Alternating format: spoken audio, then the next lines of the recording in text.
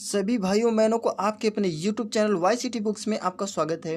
Please जो लोग हमारे चैनल को सब्सक्राइब नहीं किए हैं वो लोग हमारे चैनल को सब्सक्राइब जरूर कर लेंगे। साथ ही बगल में बेल आइकन की बटन है उसे भी प्रेस कर देंगे, जिससे कि आगे आने वाले वीडियो का नोटिफिकेशन उन तक पहुँचता रहे।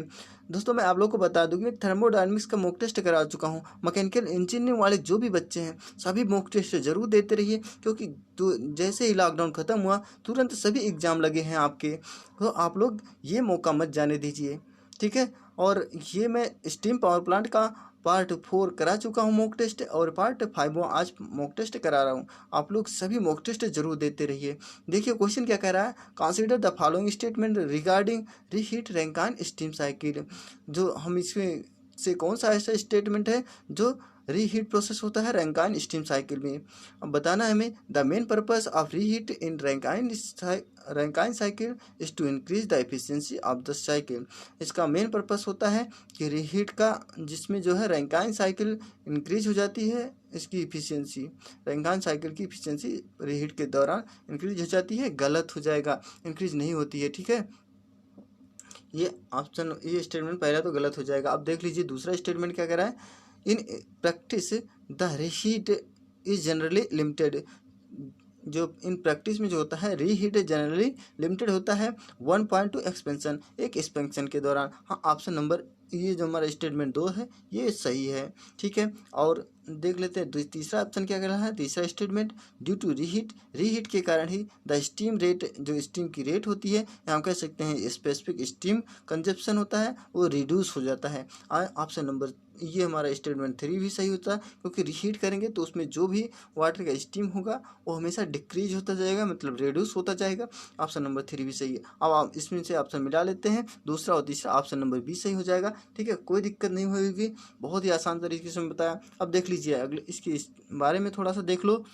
The main purpose of reheating is to avoid excess moisture. ये इसका मेन पर्पस होता है रीहीट का अवॉइड करना मॉइस्चर इन स्टीम के मॉइस्चर में। किस पर, the end of the expansion, जैसे एक्सपेंशन का एंड होता है, टू प्रोटेक्ट द टर्बाइन से, but it need not improve the cycle efficiency. लेकिन इसका ये उद्देश्य नहीं होता है कि साइकिल की एफिशिएंसी को इंक्रीज कर दिया जाए, ठीक है।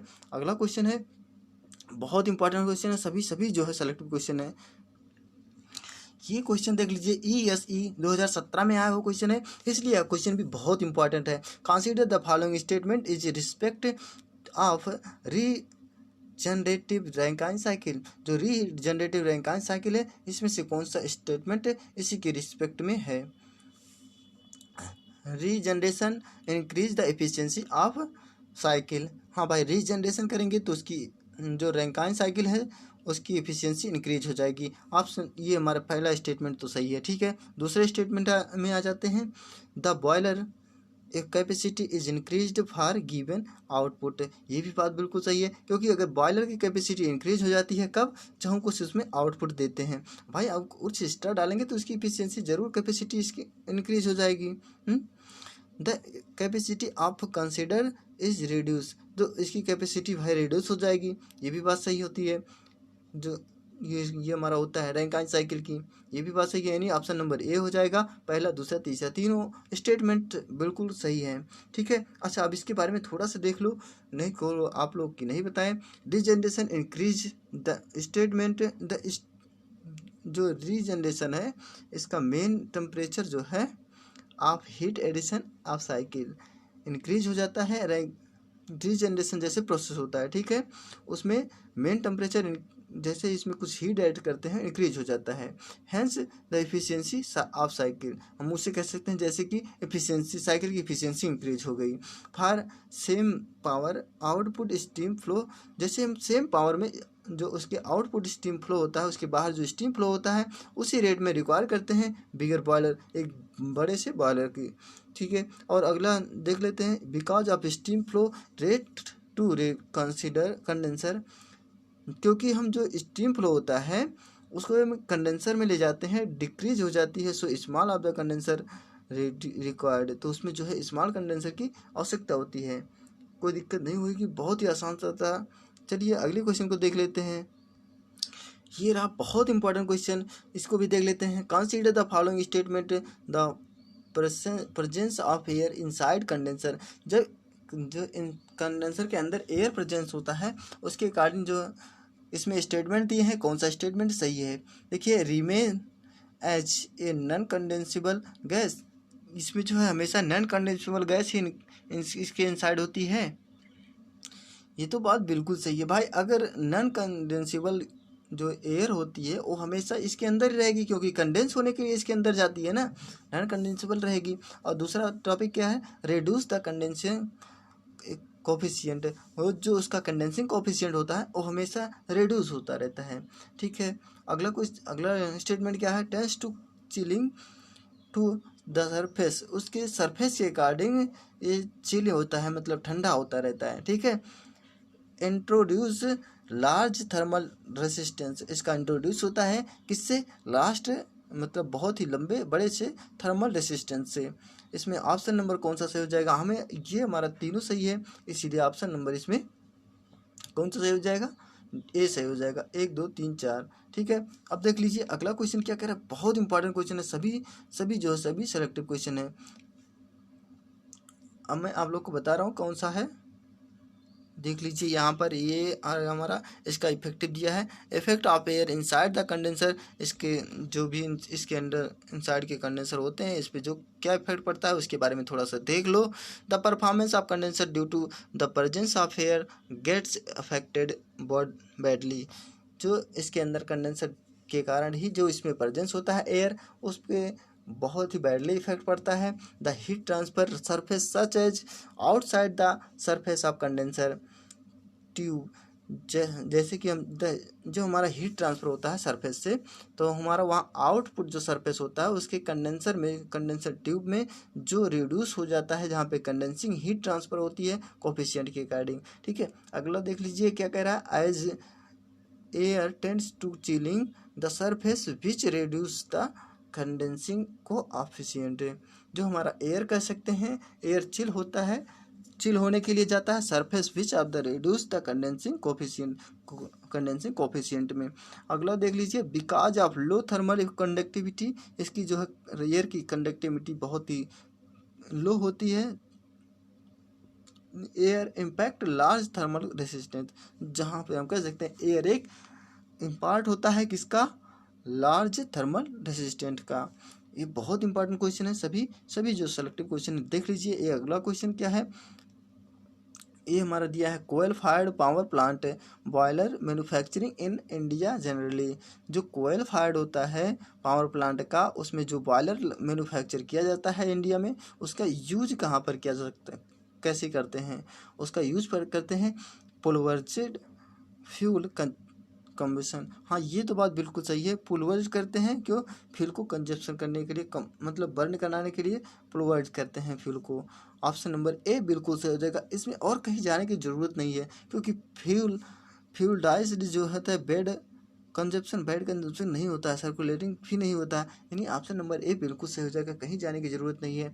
अब अगले क्वेश्चन को देख लेते हैं, fusible plug is fitted in a boiler to, जो फ्यूजिबल प्लग होता है वो बॉयलर में कहाँ पर फिट होता है, कहाँ पर फिट होता है, extinguish fire in case of low water level, जहाँ पर जो है लो वाटर लेवल होता है, जहाँ पर इजेक्ट फायर होता है, जहाँ पर फायर किया जा सकता है, किए करने के कारण जो है वहाँ पर फ्यूजिबल का प्लग का यूज किया जा सकता है। ऑप्शन नंबर ए सही हो जाएगा, इसमें कोई दिक्कत नहीं है। कहाँ पर यूज किया जाता है, इसके पहले मैं वीडियो में बता चुका हूँ, फ्यूजिबल प्लग जो बॉयलर होता है उसके जैसे ही जहाँ पर फायर होता है उसके इजेक्ट करते हैं, जहाँ पर फायर को, वहाँ पर और लो वाटर लेवल के बीच में वहाँ पर यूज होता है। अगला, अब इसके बारे में अच्छा देख लो थोड़ा सा, नहीं कहोगे आप लोग नहीं बताएं। ठीक है, fusible plug is fitted in a boiler to extinguish fire free in case of low water level, जहाँ पर जो है बॉयलर एजेक्टिंगस होता है फायर करने के लिए फ्री होता है, उस केस में जो लो वाटर लेवल होता है वहाँ पर। और फ्यूजिबल प्लग क्या होता है, it is fitted to the crown plate होता है, जो क्राउन प्लेट होती है वहाँ पर इसको फिट किया जा सकता है। ऑफ फर्नेस के द फायर बॉक्स में, it object is to put off the fire in the furnace, जहाँ पर हम फायर करते हैं फर्नेस में ऑब्जेक्ट को, of the boiler when the level of water in the boiler fail.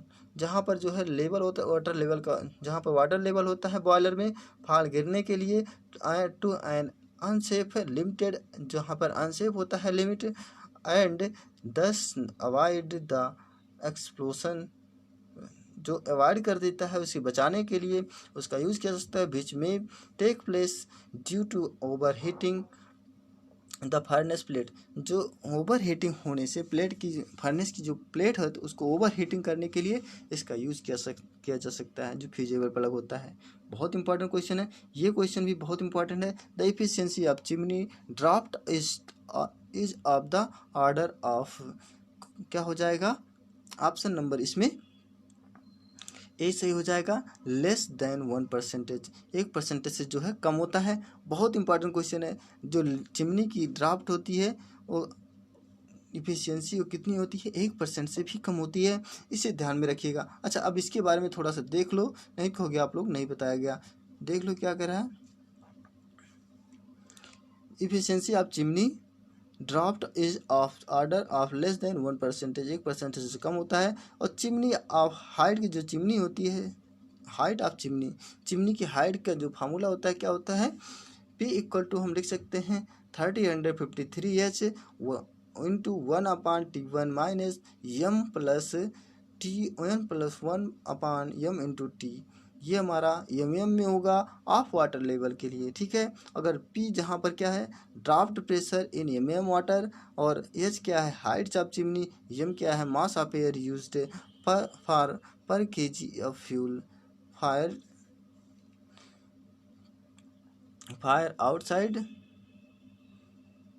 Outside chimney. अब जो एब्सोल्यूट टेम्परेचर होता है ऑफ एयर का इनसाइड द चिमनी, जो टेम्परेचर का एब्सोल्यूट टेम्परेचर हो उसके अंदर होता है, चिमनी के अंदर होता है, ठीक है।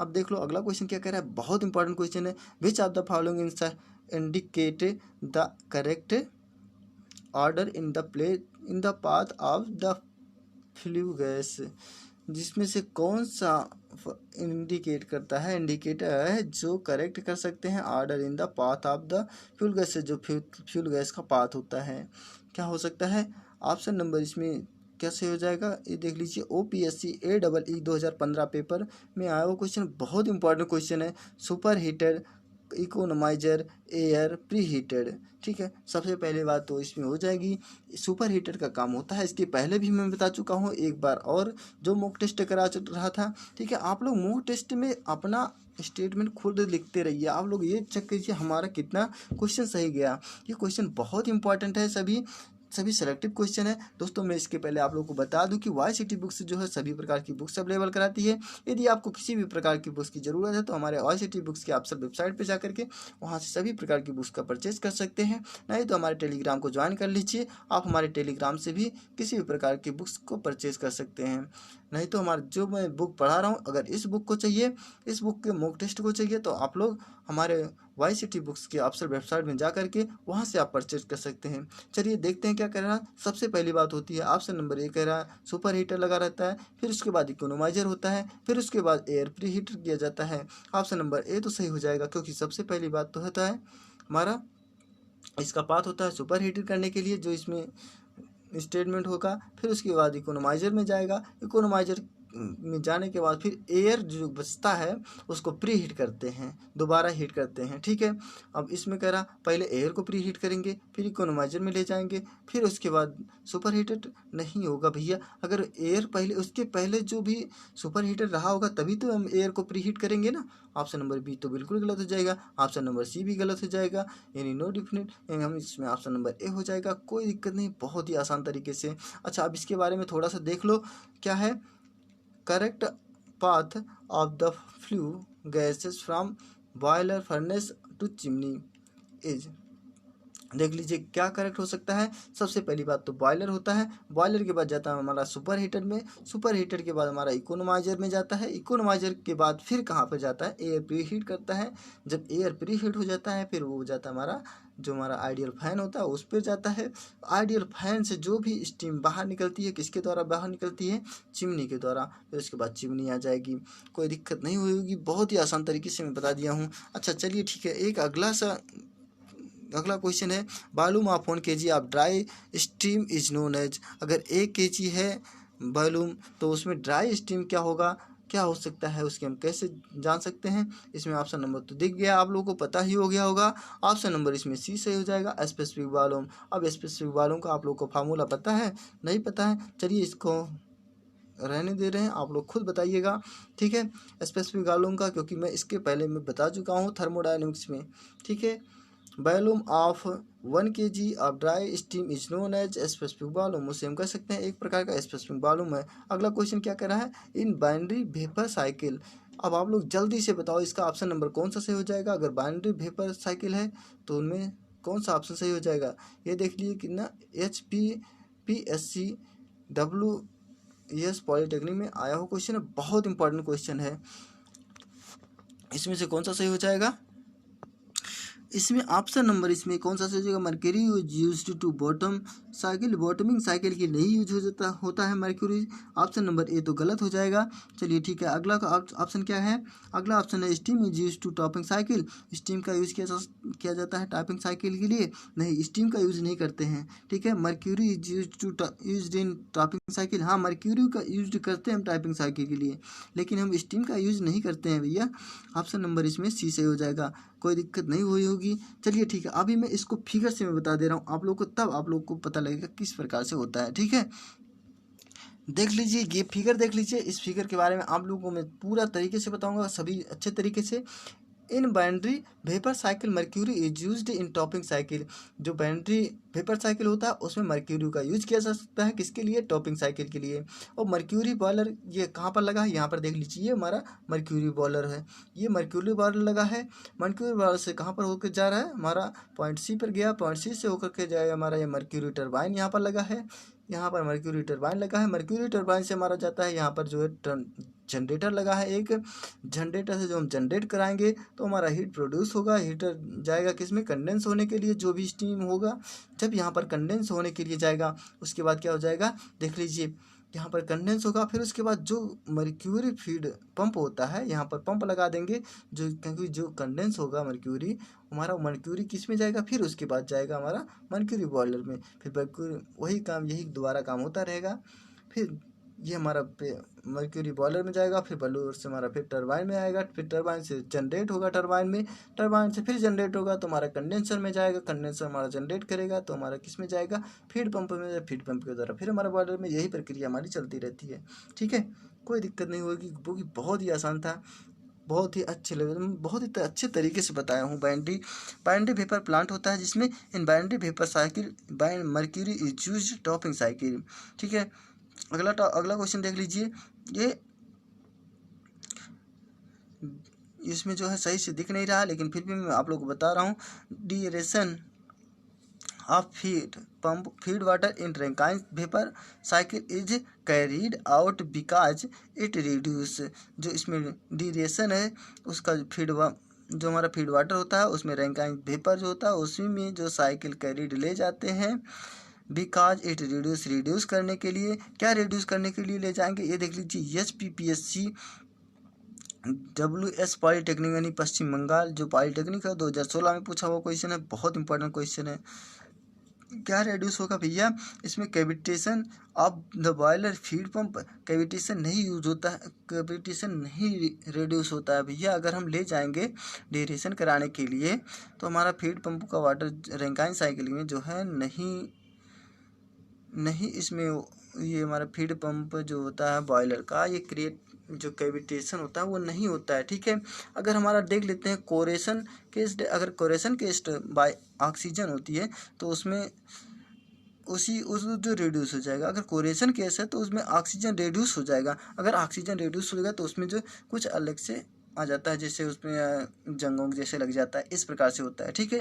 बहुत इंपॉर्टेंट क्वेश्चन है और आगे हमें ऑप्शन देखने की ज़रूरत नहीं है, ऑप्शन नंबर इसमें बी सही हो जाएगा, ठीक है। कोई दिक्कत नहीं हुई। चलिए ठीक है, अगला क्वेश्चन देख लीजिए, अब इसके बारे में अच्छा देख लीजिए, ड्यूरेशन क्या होता है, duration of feed water is in A Rankine vapour cycle, जो रैंकाइन वेपर साइकिल में होता है फीड वाटर में, उसमें ड्यूरेशन जो होता है आउट होता है, बिकॉज इट रिड्यूस, क्योंकि उसमें रिड्यूस हो जाता है, कोरेशन केस्ड बाय ऑक्सीजन, कोरेशन केस्ड में ऑक्सीजन के द्वारा।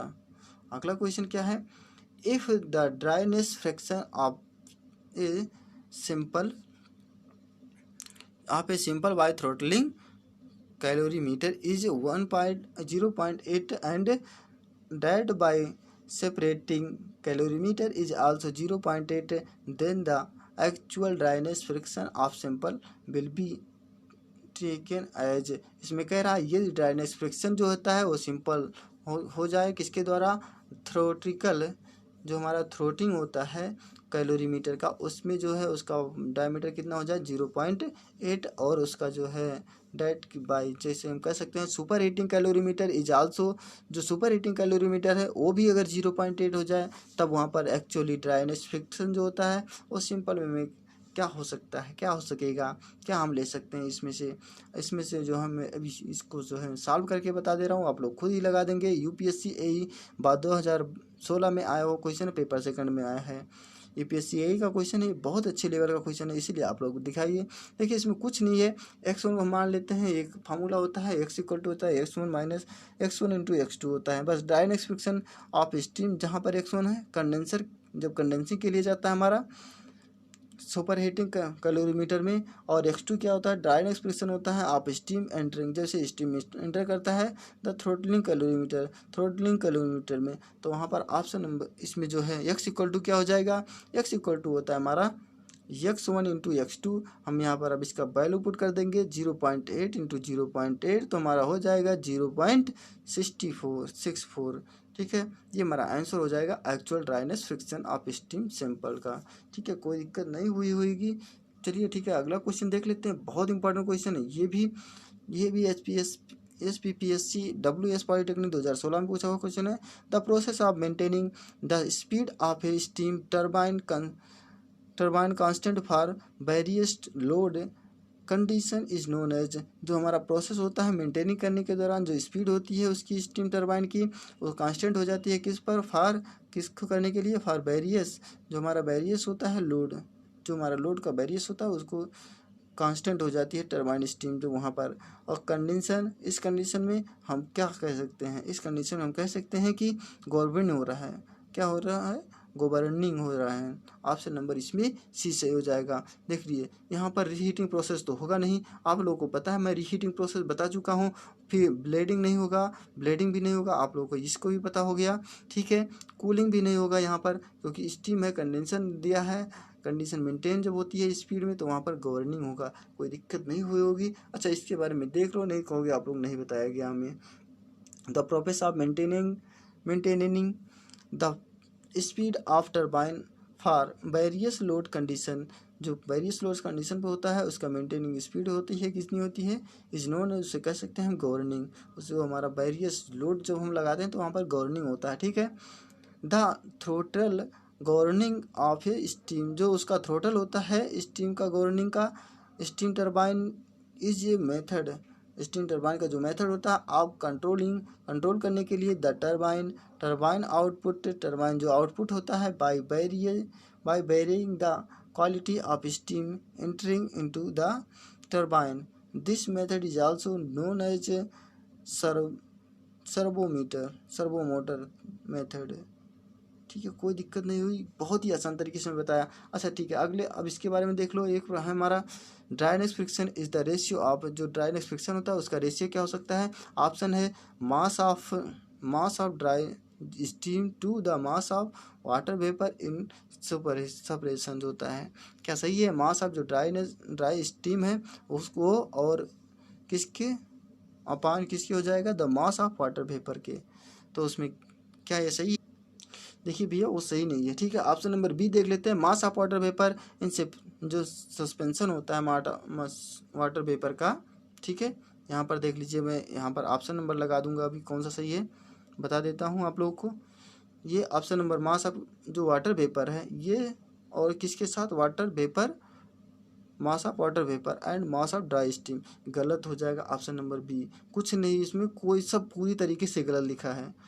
मास of dry steam to the mass of dry steam and mass of water vapour in suspension, जो वाटर वेपर होता है सस्पेंशन के दौरान वो, और mass of dry steam to the mass of dry steam, mass of dry steam to the mass of dry steam into, वहाँ पर हो जाता है ऑप्शन नंबर सी बिल्कुल सही हो जाएगा, कहीं कोई प्रकार की दिक्कत नहीं है।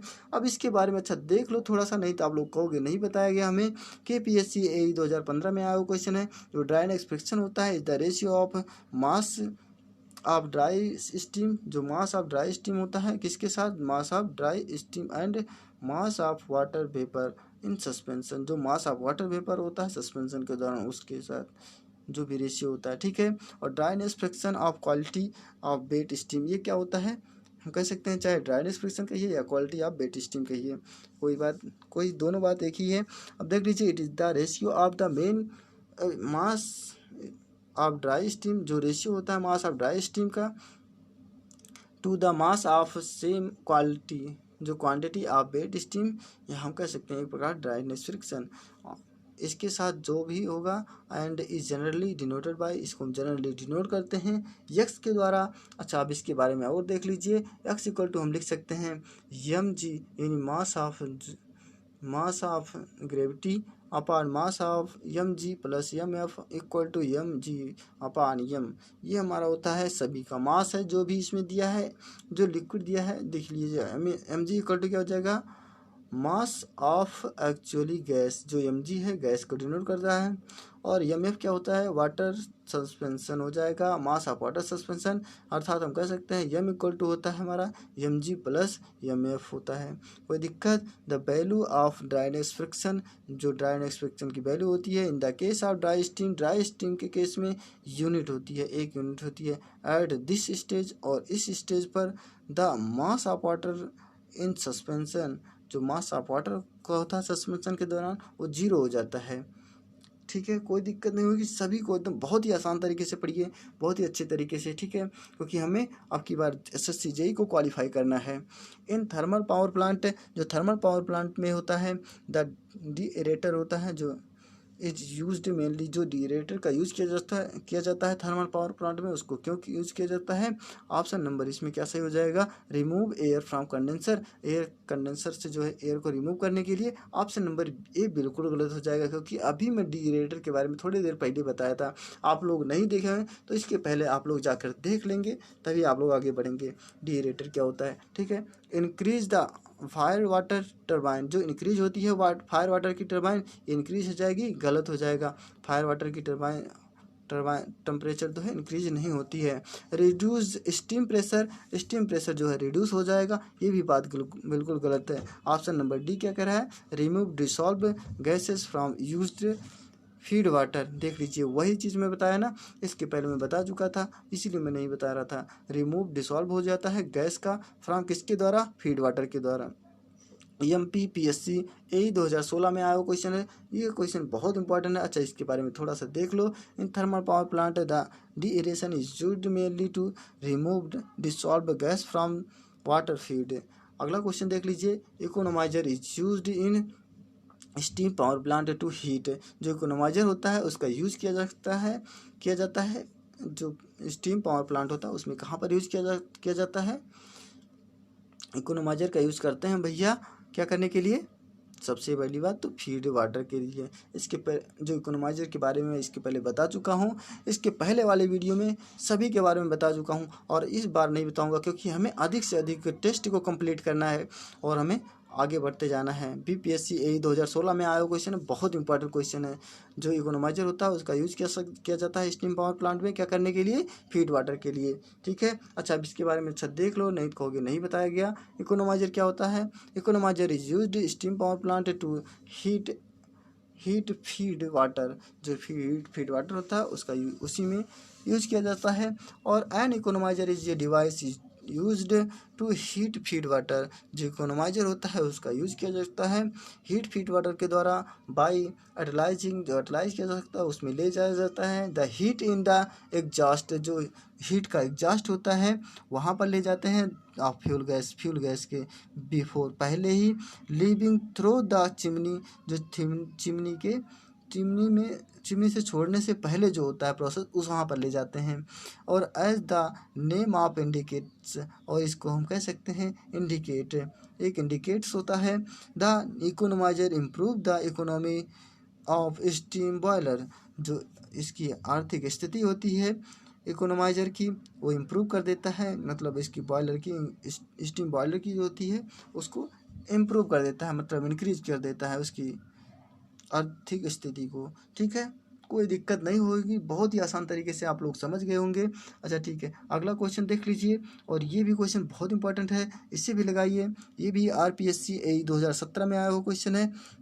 Overall efficiency of a thermal power plant is, जो ओवरऑल इफिशियंसी है थर्मल पावर प्लांट में इस किसके इक्वल हो जाएगी? ऑप्शन है इसमें Rankine cycle thermal power plant is equal to होगी, नहीं हो जाएगी भैया। ओवरऑल इफिशियंसी रैंकाइन इफिशियंसी के रैंकाइन साइकिल की जो थर्मल पावर प्लांट में होता है उसकी इक्वल नहीं होती। ऑप्शन नंबर ए तो गलत हो जाएगा। बी देख लेते हैं, Karnat cycle efficiency, Karnat cycle की इफिशियंसी भी इसकी इक्वल नहीं होगी जो ओवरऑल इफिशियंसी है, ये भी ऑप्शन गलत हो जाएगा। ऑप्शन नंबर सी देख लेते हैं, क्या हो जाएगा, जो रीजनरेटिव साइकिल होती है इफिशियंसी की वो हो जाएगी, ये भी नहीं होगा। अच्छा ऑप्शन नंबर डी देख लेते हैं, boiler efficiency x turbine efficiency हो गई, और वाई जो है जनरेटर इफिशियंसी हो गया।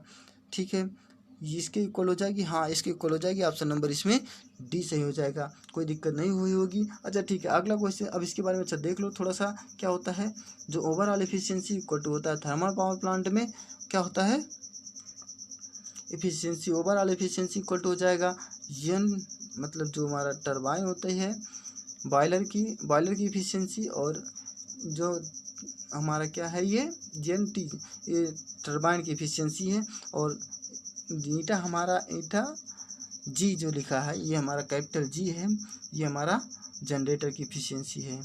तीनों को अगर हमें मल्टीप्लाई कर देंगे इफिशियंसी आप आउटपुट निकल जाए, ओवरऑल इफिशियंसी निकल जाएगी।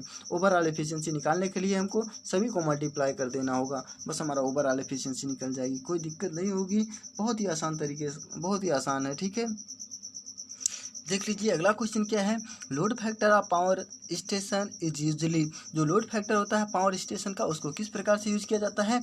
ऑप्शन नंबर इसमें इक्वल टू द यूनिटी, गलत हो जाएगा, आप इक्वल इसके यूनिटी के इक्वल नहीं यूज किया जाता है। ठीक है, ऑप्शन नंबर ए तो गलत हो गया। अच्छा बी देख लेते हैं, लेस देन यूनिटी, हाँ एक यूनिट से कम होता है जो लोड फैक्टर होता है जो पावर स्टेशन में, उसका यूज एक से लेस देन यूनिटी से कम होता है। ऑप्शन नंबर बी सही हो जाएगा। ठीक है, कोई दिक्कत नहीं हुई होगी। अच्छा अब हमें आगे देखने की ज़रूरत नहीं है, हमें अधिक से अधिक क्वेश्चन करना है, इसीलिए आगे बढ़ते हैं। लोड फैक्टर क्या होता है? Load factor of A power station is usually less than unity, ये जो मैं बताया वही है। और लोड फैक्टर इक्वल टू क्या होता है, ये हमारा फार्मूला एक है, इसको ध्यान में रखिएगा, इसीलिए इसे मैं इसे बता दे रहा हूँ। जो लोड फैक्टर इक्वल टू होता है average load over a certain period, क्या है, average load over a certain period upon max load, जो मैक्स लोड होता है वो बर्निंग जो हमारा होता है अक्यूरिंग होता है, अक्यूरिंग ड्यूरिंग द सेम पीरियड, जो सेम पीरियड होता है उसी के अकॉर्डिंग मैक्स लोड होता है। फैक्ट लोड इक्वल टू क्या हो गया, average load upon max load, इतना बस ध्यान दे दीजिए बस हो गया सारा काम। Max load occurring during the same period is greater than the average of load over certain period, जो सर्टेन पीरियड होता है उसके ऊपर होता है, then the load factor is less than unity, इसीलिए यहाँ पर फैक्टर यूनिटी होती है, जो लोड फैक्टर होता है वो एक लेस देन यूनिटी होती है। ठीक है, अच्छा अब देख लो अगला क्वेश्चन क्या कह रहा है, बहुत इंपॉर्टेंट क्वेश्चन है सभी। डिप्रिसिएशन चार्ज और हाई इन केस, जो डिप्रिसिएशन होता है उसका चार्ज हाई होता है, किस कारण होता है? ऑप्शन इसमें कौन सा सही हो जाएगा, देख लीजिए। आरपीएससी यही 2016 में आया क्वेश्चन है, इसलिए यह क्वेश्चन भी बहुत इंपॉर्टेंट है। ठीक है, ऑप्शन नंबर इसमें ए सही हो जाएगा, थर्मल पावर प्लांट हो जाएगा। ठीक है, जो डिप्रिसिएशन होता है हाई किसके कारण होगा, थर्मल पावर प्लांट के कारण होगा। ठीक है, कोई दिक्कत नहीं हुई, इसे समझने में बहुत ही आसान था, इसीलिए आप लोग इसे समझ गए। अच्छा ठीक है, इसके बारे में थोड़ा सा देख लो।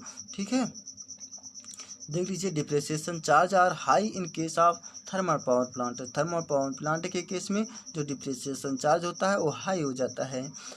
अगला क्वेश्चन है, for the safety of steam boiler और number of safety valve fitted are, जो हमारा इसमें दे रखा है कि सेफ्टी वाल्व स्टीम बॉयलर में जो होता है, जहाँ नंबर होता है आप सेफ्टी वाल्व का, वो कहाँ पर फिट किया जा सकता है, कितने नंबर के होते हैं बॉयलर में, कितने सेफ्टी वाल्व लगे होते हैं भाई? 2 ही सेफ्टी वाल्व तो लगे होते हैं, एक हमारा इनपुट होता है, एक आउटपुट होता है, बस यही 2 सेफ्टी वाल्व लगे होते हैं। अच्छा, अब इसके बारे में देख लेते हैं थोड़ा सा, नहीं कहेंगे नहीं बताया गया। For the safety of a steam boiler और number of safety valve the water level indicator, एक होता है फिटेड आर इन 2, जो वाटर लेवल इंडिकेटर होता है उसमें 2 सेफ्टी वाल्व फिटेड होते हैं। These are the device attachment to the steam chest for pre heating exploration, जो हमारा प्री हीटिंग करने के लिए अटैचमेंट होता है, एक दूसरे के सभी अटैचमेंट होते हैं। Due to excessive internal pressure of steam, जो उसके इंटरनल प्रेशर होते हैं उसको पास कराने के लिए। Following are the 4 type of safety valve, हम कह सकते हैं एक प्रकार से 4 टाइप का सेफ्टी वाल्व होता है। एक तो होता है लीव सेफ्टी वाल्व, जो लेबर सेफ्टी वाल्व होता है वहाँ पर लगाए जाते हैं। एक डेड बेड सेफ्टी वाल्व होता है। एक high steep and draw water safety valve होता है। एक स्प्रिंग लोडेड सेफ्टी वाल्व होता है। कितने प्रकार का सेफ्टी वाल्व होता है? मेनली जो है हमारा चार प्रकार के सेफ्टी वाल्व होते हैं। एक ये हो गया, और एक ये हो गया, और एक ये हो गया, एक ये हो, 4 प्रकार से मैं बता दिया हूँ। ठीक है। अच्छा, अब अगला क्वेश्चन देख लीजिए, बहुत इंपॉर्टेंट है। ठीक है। इन स्टीम पावर स्टेशन, अगर स्टीम पावर स्टेशन में the choice of high temperature steam is for, इसमें क्या चॉइस हो सकता है? जो स्टीम के लिए होता है, increase the efficiency of boiler, गलत हो जाएगा। जो पावर स्टेशन है भैया, उसमें हम हाई टेम्परेचर के लिए एफिशिएंसी की इंक्रीज नहीं करेंगे। ठीक है। ऑप्शन नंबर ए तो गलत हो जाएगा। ऑप्शन नंबर बी क्या कर रहा है? Increasing the efficiency of turbine की एफिशिएंसी इंक्रीज हो जाती है, ये भी बात गलत हो जाएगा, क्योंकि नहीं, एफिशिएंसी टरबाइन की एफिशिएंसी नहीं होगी अगर टेम्परेचर इंक्रीज करेंगे हाई टेम्परेचर पर। और increasing the efficiency of condenser, ये भी गलत हो जाएगा। Increasing the overall efficiency, option number इसमें डी सही हो जाएगा, क्योंकि ओवरऑल एफिशिएंसी जो है इसकी इंक्रीज हो जाएगी अगर हम टेम्परेचर को हाई कर देंगे। ठीक है। ऑप्शन नंबर इसमें डी सही हो जाएगा। आरपीएससी एई 2016 में आया हुआ क्वेश्चन, बहुत इंपॉर्टेंट क्वेश्चन था। अगला क्वेश्चन देख लेते हैं, बहुत इंपॉर्टेंट क्वेश्चन। अच्छा, इसके बारे में थोड़ा सा देख लो। In steam power station the choice of high temperature of steam for increasing the overall efficiency, इसका यूज किया जा सकता है इंक्रीज करने के लिए ओवरऑल एफिशिएंसी में। अगला क्वेश्चन देख लीजिए, बहुत इंपॉर्टेंट क्वेश्चन है यह, अभी क्वेश्चन बहुत ही सिलेक्टिव क्वेश्चन है। If the dryness friction of steam x, यदि जो है ड्राइनेस फ्रिक्शन ऑफ स्टीम जो है यक्स हो जाए, यक्स इज लेस देन, कम हो जाता है किसके? 1 से, देन तब स्टीम इज कॉल्ड, तो उस स्टीम को क्या कहेंगे? इसमें कह रहा है अगर ड्राइनेस फ्रिक्शन है उसमें स्टीम जो है कम हो जाता है किसके? लेस देन 1, 1 से कम हो जाता है, तब वहाँ पर स्टीम कह सकते हैं। स्टीम को क्या कहते हैं? ऑप्शन नंबर इसमें कौन सा सही हो जाएगा? जल्दी से बताओ। या ड्राई स्टीम हो जाएगा, या हम कह सकते हैं कि सुपर हीटेड स्टीम हो जाएगा। ये बात दोनों गलत होगा। अगर हम ड्राई स्टीम कहेंगे तो यहाँ पर ड्राई स्टीम करने के लिए टेम्परेचर को इंक्रीज करना पड़ेगा, 1 से अधिक हो जाएगा। ठीक है, कोई दिक्कत नहीं होगी, बहुत ही आसान तरीके से हम गलत काट सकते हैं। सुपर हीटेड, ये भी गलत हो जाएगा। वेट स्टीम, हाँ ये तो सही हो जाएगा, कोई दिक्कत नहीं हुई, बहुत ही आसान तरीके से हम इसे बता दिए। अब अच्छा ठीक है, देख लेते हैं अगला क्वेश्चन क्या कह रहा है। देख लीजिए ये क्वेश्चन क्या कह रहा है। Which of the following is the boiler accuracy, जो इसमें एसेसरीज है बॉयलर की, इसमें से कौन सा एसेसरीज है जो बॉयलर से डिनोट किया जा सकता है, बॉयलर में होता है? क्या ब्लो ऑफ कॉक, ये हमारा बॉयलर में होता है, गलत हो जाएगा। ये हमारा बॉयलर में नहीं होता है, बॉयलर के एसेसरीज नहीं है। ठीक है, ये एक अलग प्रकार का बॉयलर खुद ही है, ये गलत हो जाएगा। ठीक है, ऑप्शन नंबर इस पर ये गलत हो गया। बी देख लेते हैं, प्रेशर गेज का काम ही आप लोग जानते होंगे, प्रेशर को गेज करना, ये भी बात गलत हो गया। ये और दोनों गलत हो गए। वाटर लेवल इंडिकेटर, ये तो वाटर लेवल को इंडिकेट करता है, ये भी गलत हो गया। इकोनोमाइजर हो जाएगा, ये हमारा बॉयलर का एसेसरीज होता है। इसका यूज कहाँ पर होता है, कहाँ पर फिट होता है, सभी को मैं बता दिया हूँ, अब फिर दोबारा बताने की ज़रूरत नहीं है। अगर आप लोग की इच्छा है तो देख लीजिए क्या है, इसके बारे में थोड़ा सा देख लो। और boiler accessories are those device which increase the efficiency of the boiler, इसमें से सभी की एफिशिएंसी जो है इंक्रीज हो जाएगी, किसकी, बॉयलर की। इस डिवाइस में सुपर हीटर होता है, ये भी बॉयलर का एसेसरीज है। और ये भी एयर प्री हीटेड, ये भी बॉयलर का एसेसरीज होता है। और इंजेक्टर भी बॉयलर का एसेसरीज होता है। स्टीम ट्रैप, ये भी बॉयलर का एसेसरीज होता है। अगला क्वेश्चन देख लो, बहुत इंपॉर्टेंट क्वेश्चन है। ये device is used to put off fire in the furnace the boiler when the level of water in the boil जो है fall to an unsafe limit. Unsafe limit कहाँ पर फायर होता है, जल्दी से बताओ आप लोग। ये क्वेश्चन बहुत इंपॉर्टेंट होता है, TSPSC AEE में आया क्वेश्चन हुआ है, बहुत इंपॉर्टेंट है। ब्लो ऑफ कॉक, ये भी नहीं हो जाएगा, ये तो गलत हो जाएगा। अभी मैं आप लोगों को बताया कि ये प्रकार का अलग से बॉयलर होता है, ठीक है। और सुपर हीटेड, ये तो एक प्रोसेस होता है, एक प्रकार का सेफ्टी वॉच टॉप वाल्व भी होता है। और इसमें ये भी गलत हो जाएगा, और ये भी गलत हो गया, ये भी गलत हो गया। क्या बचा, वही सही हो जाएगा। फ्यूजेबल प्लग जो है अनसेफ लिमिट से बचाता है हमें, ठीक है, हमें सभी प्रकार से बचा देता है। अब फ्यूजेबल प्लग के बारे में थोड़ा सा देखना चाहो तो देख सकते हैं, लेकिन इससे पहले मैं बता चुका हूँ आप लोगों को फ्यूजेबल प्लग के बारे में। चलिए ठीक है, आज अभी भी बता दे रहा हूँ थोड़ा बहुत। Fusible plug is use to put off fire in the furnace, इसको पुट करता है फर्नेस को फायर करने से, अब द बॉयलर से। जब द लेवल ऑफ व्हेन, मतलब जब level of water in the boiler fall, जब वाटर लेवल जो है बॉयलर का फॉल हो जाता है, गिरने लगता है, एंड अनसेफ लिमिट, तो वहाँ पर एक अनसेफ लिमिट में हो जाता है। फ्यूजेबल प्लग का काम क्या होता है, it is fitted to the crown plate to the furnace और द फायर बॉक्स, एक या फिट होता है कहाँ पर, क्राउन प्लेट में, या कह सकते हैं फर्नेस के, क्या कह सकते हैं हम, फायर बॉक्स में। Its object to put off the fire, जहाँ पर ऑब्जेक्ट को हम फायर कराने के लिए ले जाते हैं इन द फर्नेस में। The boiler of one the level of water, जो बॉयलर में, जब बॉयलर में जो है वाटर लेवल द फार गिरने लगता है टू एन अनसेफ लिमिट, तो वहाँ पर एक अनसेफ लिमिट हो जाती है। एंड दस अवॉइड, तो वहाँ पर जो है बचाने के लिए एक्सप्लोसन विच में टेक प्लेस, हम कह सकते हैं एक प्रकार से ले सकते हैं उस स्थान को, due to over heating the furnace plate, over heating furnace plate को बचाने के लिए, ठीक है। कोई दिक्कत नहीं, बहुत ही आसान तरीके से मैं बताया सभी क्वेश्चन को, ठीक है, इसमें कोई दोस्त राय नहीं है।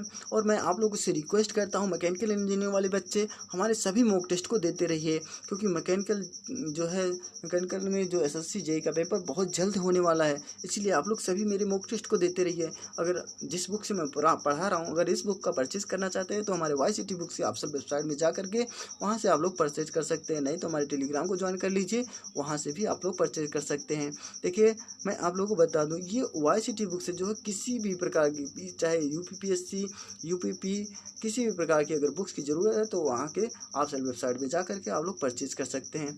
ये हमारा यूथ कॉम्पिटिटिव टाइम का एक ब्रांच है, ठीक है। इससे आप लोग सभी प्रकार की बुक्स अवेलेबल करा सकते हैं, और ये भी अपने जगह पर जहाँ पर आप रह रहे हैं। आज के लिए इतना ही, नेक्स्ट वीडियो में और अच्छे लेवल के टॉपिक के साथ मैं फिर मिलूँगा, तब तक के लिए नमस्कार।